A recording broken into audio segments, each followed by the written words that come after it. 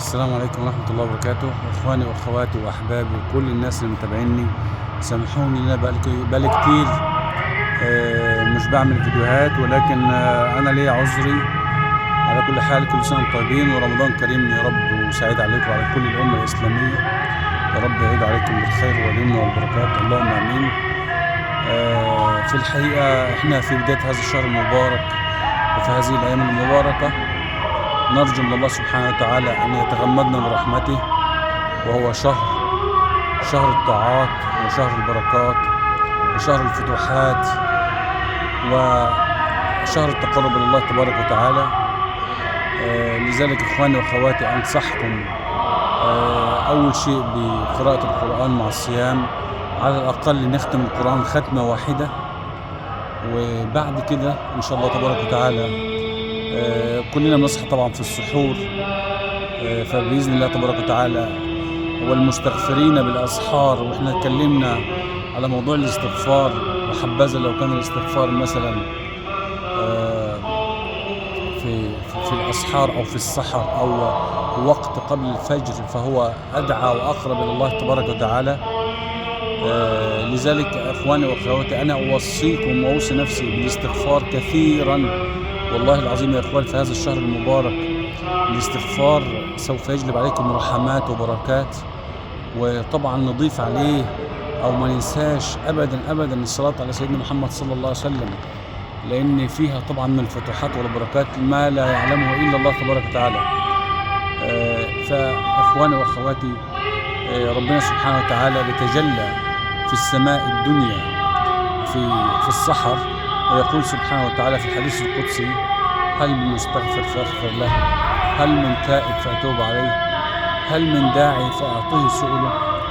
يعني أي بركة وأي شرف وأي كرامة يستحقها المؤمن أن الله تبارك وتعالى يتكلم معه ويسمعه ويسأله ويعطيه سؤله إذا سأله، ويستغفره فيغفر له ذنوبه. فإخواني وأخواتي وكل الناس اللي بيسمعني، كل الناس اللي بتصلي على سيدنا محمد صلى الله عليه وسلم، وكل الناس اللي لها ورد من الصلاة على سيدنا محمد والاستغفار، فهذه الأيام المباركة نحن أشد الحوجة إلى الله تبارك وتعالى بالتقرب بالطاعات وختم القرآن والصلاة على سيدنا محمد والاستغفار والصدقات وعمل الصالحات وزيارة الأقارب والبر والإحسان والتوبة إلى الله تبارك وتعالى، يعني والتقرب للأهل والأحباب وزيارتهم من باب البر ومن باب صلة الرحم، لأن صلة الرحم بتفتح من الأرزاق وتبسط على المسلم والمسلمين من الأرزاق ما لا يعلمه إلا الله تبارك وتعالى. لذلك أنا من هذا المنبر ومن هذا المكان المبارك، ربنا يبارك فيكم يا رب كل الناس اللي بتسمعني، ربنا ييسر أموركم يا رب ويقضي جميع حوائجكم ويجعله شهر مبارك علينا وعلى جميع الأمة الإسلامية. وأتمنى من الله تبارك وتعالى كل اللي بيسمعني إنه تدعوا لأخوانكم على ظهر غيب، خاصة إخواننا في غزة وفي فلسطين. ادعوا لهم يا إخوان، هذه أيام مباركة والدعوات فيها مستجابة، والمسلم له دعوة مستجابة قبل فطره. فأدعو الله سبحانه وتعالى وادعوا وأنتم موقنون بالإجابة. ربنا سبحانه وتعالى يحب العبد اللي هو عنده حسن ظن بالله، لأن الله سبحانه وتعالى يقول: أنا عند ظن عبدي بي وأنا معه إذا ذكرني. تخيل يعني الله سبحانه وتعالى تظن فيه الخير. وأنا قرأت آية في سورة الفتح يعني تزم الظانين بالله ظن السوء عليهم دائرة السوء وغضب الله عليهم. تخيل أنت والعياذ بالله. الآية ديت يعني طبعا نزلت في المنافقين اللي هم ظنوا ان الرسول صلى الله عليه وسلم سيهزم في حربه مع المشركين والكفرة. ولكن احنا نأخذ هذه الآية بشكل عام: الظانين بالله ظن السوء، ان الانسان لا يظن بالله الا الخير، ولا يرجو من الله الا الخير، ولا يطلب من الله الا الخير، ولا يدعو لله تبارك وتعالى الا الخير.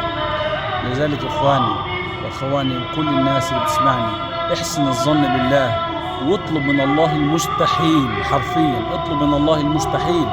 واحنا اتكلمنا قبل كده في فيديوهات واتكلمنا وقلنا ان لما سيدنا سليمان قال لربنا سبحانه وتعالى: ربي هب لي ربي هب لي انك انت الوهاب، ربي اغفر لي وهب لي.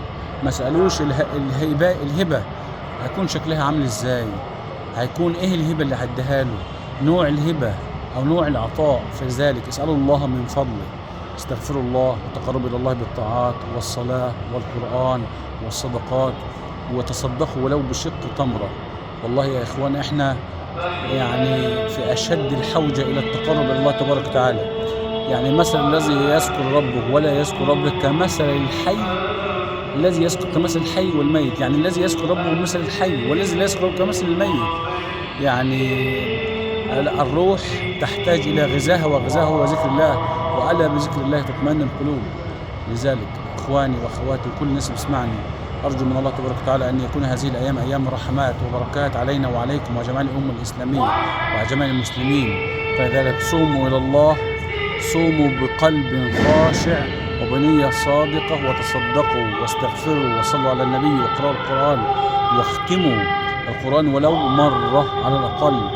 وأتمنى من الله تبارك وتعالى أن تقيموا الليل ولو ركعة واحدة، واسألوا الله جميع ما ترغبون، ولا تستعظموا السؤال. يعني اسألوا الله أي شيء وفي أي شيء، وتيقنوا أن الله سامع دعاكم، ويعلم نجواكم، ويعلم ما تريدون، ويعلم ما تقره أنفسكم. فلذلك يا إخواني ادعوا الله بكل ما تشتهي أنفسكم وكل ما يخطر ببالكم، وتيقنوا أن الله سميع قريب مجيب. وإذا سألك عبادي عني فإني قريب أجيب دعوة الداعي إذا دعان، فليستجيبوا لي وليؤمنوا بي لعلهم يرشدون.